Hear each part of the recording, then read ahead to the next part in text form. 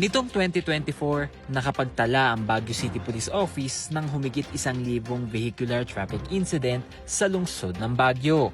944 dito ay reckless imprudence resulting to damage to property. 152 naman ang physical injury, habang 8 naman ang naitalang reckless imprudence resulting to homicide.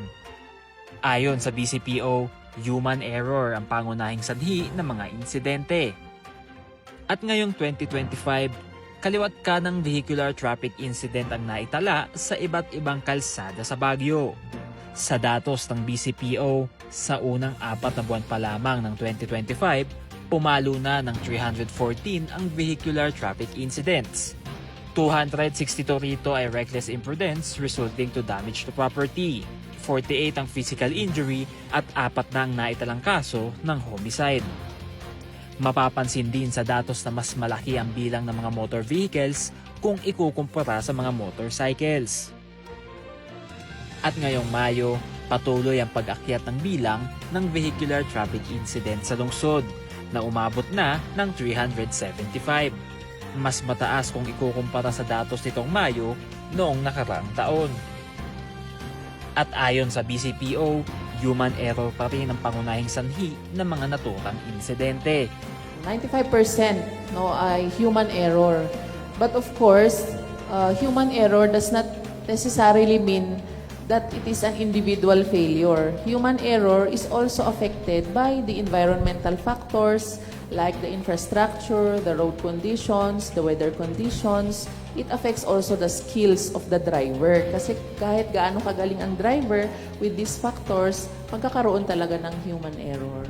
Kaya naman, ilan sa mga rekomendasyon ng City Engineering Office para makaiwas sa mga ganitong insidente ay ang pagpaparami ng mga traffic signages, traffic calming device, at ang paglalagay ng speed monitoring system.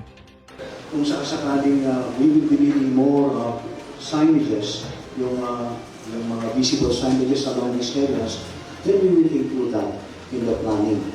And for siguro funding na rin under the local. In coordination, of course, with the Department of Public Works and Highways. Because we have to take note that most of the roads na andyan is within their care, within their jurisdiction. And perhaps we can also provide or include yung mga speed monitoring device natin later on in coordination with our PCPO, TEU also, kasi we will be doing enforcement at titingin sa mga lugar na areas na ito, mga hotspots. Ayon naman sa DOTR Cordillera, tamang edukasyon sa kalsada ang kailangan para makaiwas sa mga gantong insidente. Dagdag pa ng DOTR, disiplina ng lahat ang kailangan, di lamang ng mga motorista, kundi maging ang mga pedestrians. Road crashes are preventable. It can be prevented. Let's be scientific in our approach. So dapat wala pong namamatay sa pagmamaneho, wala pong nasusugatan, wala pong nadadamage. So tulong-tulong po tayo to. It's the concern of all. Prevention of road crash is the concern of all.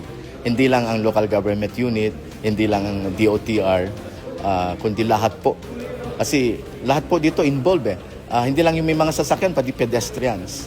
Palaging paalala ng otoridad na pairalin parati ang disiplina sa kalsada.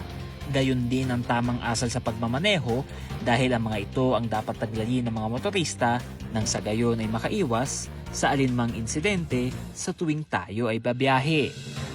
Conan Gulapa para sa PIO, Baguio Balita.